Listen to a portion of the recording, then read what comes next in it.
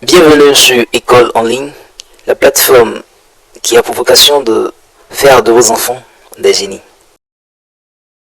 Bienvenue dans cette nouvelle vidéo dans laquelle nous allons aborder la séance 11 de notre cours intitulé Limites et continuité. Nous avons vu précédemment le petit 7 et le petit 8 de la deuxième partie du cours. Et dans cette vidéo, nous allons voir le petit 9 de cette deuxième partie. Petit 9, encadrer une solution alpha de l'équation f de x est égal à 0. La méthode de balayage et la méthode de dichotomie sont des méthodes pour trouver une valeur approchée d'une solution alpha de l'équation f de x est égal à 0, où la fonction f est continue et monotone sur l'intervalle fermé en A, fermé en B. Donc, pour trouver une valeur approchée d'une solution alpha de l'équation f de x est égal à 0, nous avons deux méthodes, la méthode de dichotomie et la méthode de balayage. Nous allons voir en premier lieu, petit a, la méthode de balayage. On commence par balayer l'intervalle fermé en A, fermé en B, avec un pas de 1. C'est-à-dire qu'on calcule f de A plus 1, f de A plus 2, etc. On s'arrête dès qu'on a trouvé deux entiers consécutifs n et n plus 1 pour lesquels f de n et f de n plus 1 sont des signes contraires. On sait alors que alpha appartient à l'intervalle fermé en n plus 1. On balaye ensuite l'intervalle fermé en n plus 1 avec un pas de 0,1. On calcule f de n plus 0,1, f de n plus 0,2, etc. Donc, on s'arrête dès qu'on a trouvé deux nombres de signes contraires et ainsi de suite. Ça, c'est la méthode de balayage. Donc, méthode de dichotomie. On calcule f de A et f de A plus B sur 2. Si f de A et f de A plus B sur 2 sont des signes contraires, alors alpha appartient à l'intervalle fermé en A plus B sur 2. Si f de A et f de A plus B sur 2 sont du même signe, alors alpha appartient à l'intervalle fermé en A plus B sur 2 fermé en B. On répète cette méthode dans l'intervalle contenant alpha. Pour mieux comprendre ces méthodes, nous allons résoudre un exercice de fixation. Donc on note exercice de fixation 14. Soit la fonction g définie sur grand R par g de x est égal à x au cube plus x plus 3. 1. Démontre que l'équation g de x est égal à 0 admet une solution unique alpha dans l'intervalle fermé en moins 2, fermé en moins 1. 2. Donne un encadrement de alpha à 10 exposant moins 1 près par la méthode de dichotomie. Passons à la résolution. Nous avons g de x qui est égal à x au cube plus x plus 3. 1. Démontrons que l'équation g de x égale à 0 admet une solution unique alpha dans l'intervalle fermé à moins 2, fermé à moins 1. Pour démontrer l'existence et l'unicité d'une solution, nous devons vérifier trois conditions. Tout d'abord, la continuité. La fonction g est un polynôme, donc elle est continue sur l'intervalle fermé à moins 2, fermé à moins 1. Comme on le dit, toute fonction polynôme est continue sur grand R. Et cet intervalle appartient à grand R, donc elle est continue sur cet intervalle. Ensuite, la stricte monotonie. Nous étudions le sens de variation de g en calculant sa dérivée g' de x. Donc, g' de x est égal à d de x au cube plus x plus 3 sur d de x. x exposant 3 est sous la forme de x exposant n. Et la dérivée de x exposant n, c'est n fois x exposant n moins 1. Donc, lorsqu'on dérive x au cube, on a 3 fois x exposant 3 moins 1. 3 moins 1, c'est 2. Donc, on a 3 fois x au carré. Et la dérivée de x, c'est 1. Car c'est x exposant 1. Donc, on fait descendre 1, ça fait 1 fois x exposant 1 moins 1. 1 moins 1, ça fait 0. Et x exposant 0 égale à 1. Donc, 1 fois 1, ça fait 1. Et la dérivée d'une constante est égale à 0. On a ici g' de x est égal à 3x au carré plus 1. Puisque x au carré est supérieur à 0, quel que soit x appartient à grand R, on a 3x au carré qui est supérieur ou égal à 0. On sait tous que un nombre élevé au carré est supérieur à 0. Et 3 est un nombre positif et aussi un nombre positif. Donc le produit sera strictement supérieur ou égal à 0. Donc g' de x qui est égal à 3x au carré plus 1 est supérieur ou égal à 1. C'est-à-dire on part de ça pour avoir ça. Et ce qui nous manque ici c'est 1. Donc si on ajoute 1 ici, il faut ajouter aussi 1 à droite. Donc c'est supérieur ou égal à 1. On prend le cas où x est égal à 0. Ça fait 0 au carré, c'est 0. Donc 3 fois 0, ça fait 0. Il nous reste 1. Donc 1 est supérieur ou égal à 1. Et pour les autres nombres, 3x au carré plus 1 est strictement supérieur à 1. G' de x est strictement positif sur R. La fonction G est donc strictement croissante sur R. Et par conséquent, sur l'intervalle fermé à moins 2, fermé à moins 1. Et enfin, la troisième condition, image de l'intervalle. Nous calculons la valeur de G aux bornes de l'intervalle. On a l'intervalle fermé à moins 2, fermé à moins 1. Donc, on calcule G de moins 2 et G de moins 1. Donc, G de moins 2 est égal à moins 2 exposant 3, moins 2 plus 3. Moins au cube, c'est moins fois moins, qui est égal à moins. Et 2 au cube, c'est 2 fois 2 fois 2, qui est égal à 8. Moins 2 plus 3, ça fait 1. On a moins 8, moins 2 plus 3. Moins 8, moins 2, ça fait moins 10. Moins 10 plus 3, ça fait moins 7. Et G de moins 1 est égal à moins 1 au cube, moins 1 plus 3. Moins 1 au cube, c'est moins 1 fois moins 1 fois moins 1 qui est égal à moins 1. Donc on a moins 1 plus 3. Moins 1, ça fait moins 2 plus 3. Moins 2 plus 3, ça fait 1. Donc G de moins 1, c'est 1. Et G de moins 2, c'est moins 7. G de moins 2 est inférieur à 0. Et G de moins 1 est supérieur à 0. Ils sont ici contraires.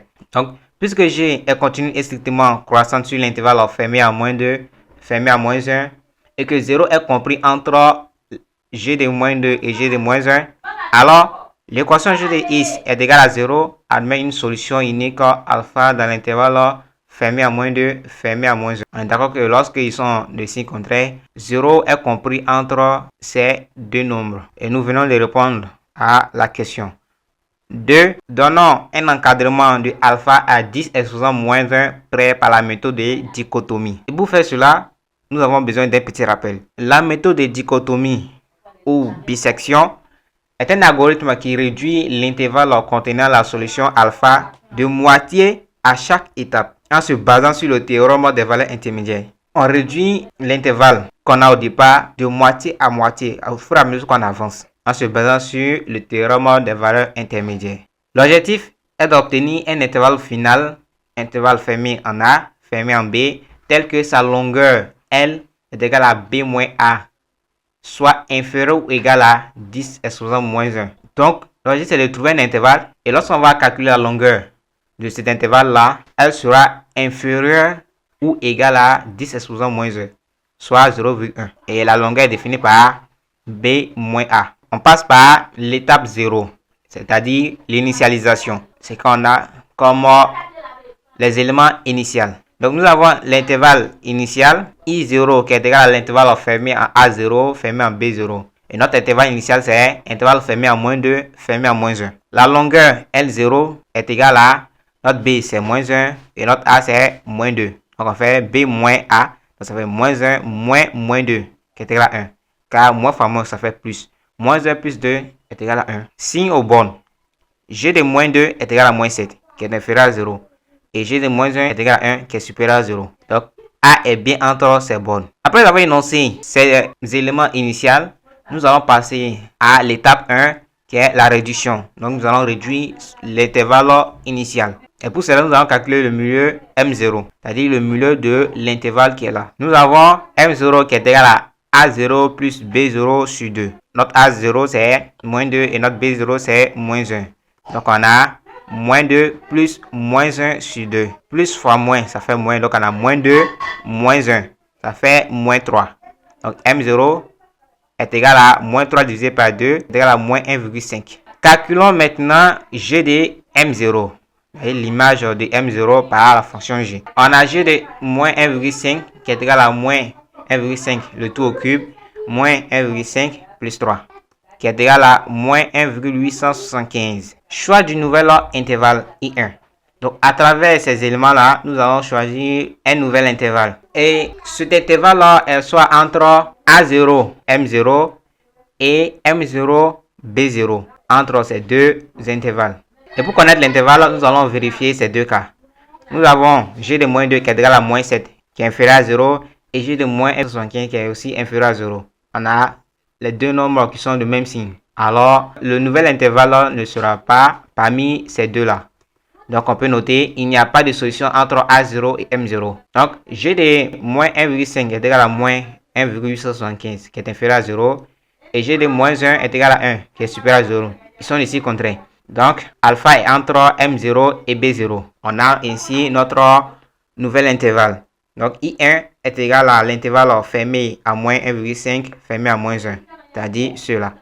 Moins 1,5 et moins 1. Et lorsqu'on calcule la longueur de cet intervalle-là, on a dit la longueur elle est égale à B moins A. Moins 1 moins 1,5. Moins fois moins ça fait plus. Donc on a moins 1 plus 1,5 qui est égal à 0,5. Et lorsqu'on le compare à 0,1, on voit que 0,5 est plus grand que 0,1. Donc on n'a pas encore atteint notre objectif. On continue. Étape 2, réduction encore. Nous allons réduire l'intervalle I1 pour avoir un autre intervalle. Donc, M1 est égal à A1 plus B1 sur 2, qui est égal à moins 1,5 plus moins 1 sur 2, qui est égal à moins 1,25. On a trouvé M1. Calculons maintenant G de M1.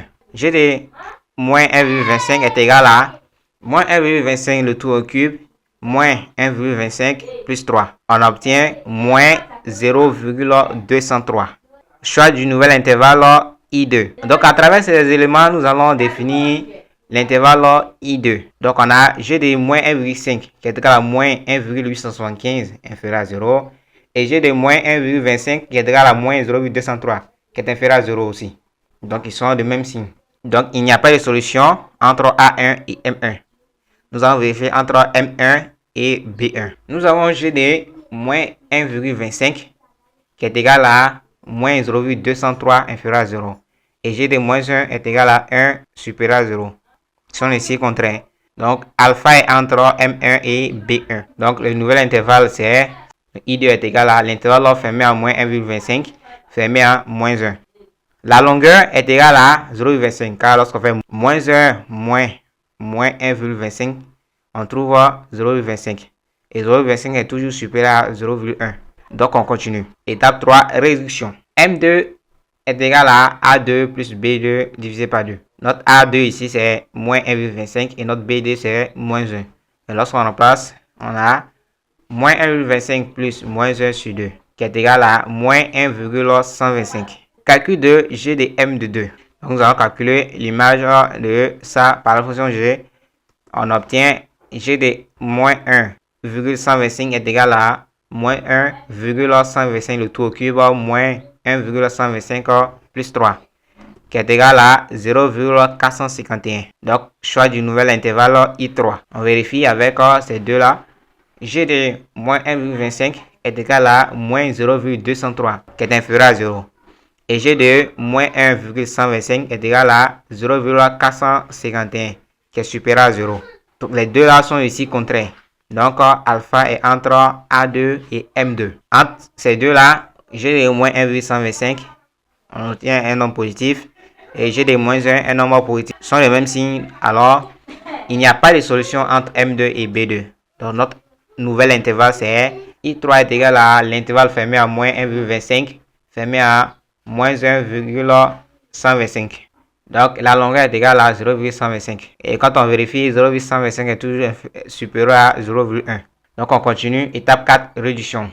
Tant qu'on n'a pas trouvé la longueur inférieure ou égale à 0,1, on poursuit la réduction des intervalles. On a M3 qui est égal à A3 plus B3 sur 2, égal à moins 1,25 plus moins 1,125 sur 2. On obtient moins 1,1875. Calcul de G de M de 3. On a G de moins 1,1875 qui est égal à moins 1,1875 le tout au cube, moins 1,1875 plus 3, qui est égal à 0,138. Donc, choix du nouvel intervalle I4. Nous avons G de moins 1,25 qui est égal à moins 0,203, qui est inférieur à 0.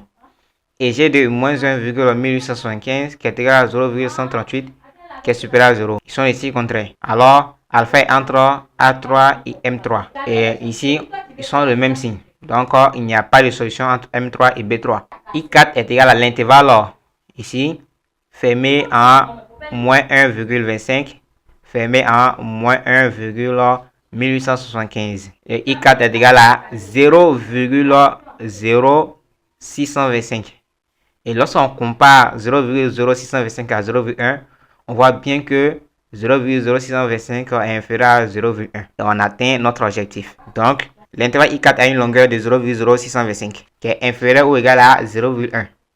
Donc, la condition d'une précision à 10 exposant moins 1 près est remplie. La solution alpha est donc encadrée par ces deux nombres de l'intervalle, c'est-à-dire moins 1,25 inférieur ou égal à alpha, inférieur ou égal à moins 1,1875. Supprimer cet encadrement avec une seule décimale, précision 10 exposant moins 1, on peut dire que moins 1,3, c'est-à-dire ça, c'est supérieur ou égal à 5, donc on ajoute ici, donc ça fait moins 1,3. Inférieur ou égal à alpha, qui est inférieur ou égal à moins 1,2. Ici aussi, c'est supérieur ou égal à 5, donc on ajoute ici. Et c'est tout pour cette séance. N'oubliez pas de liker. Et on se donne rendez-vous dans une autre vidéo pour poursuivre la leçon.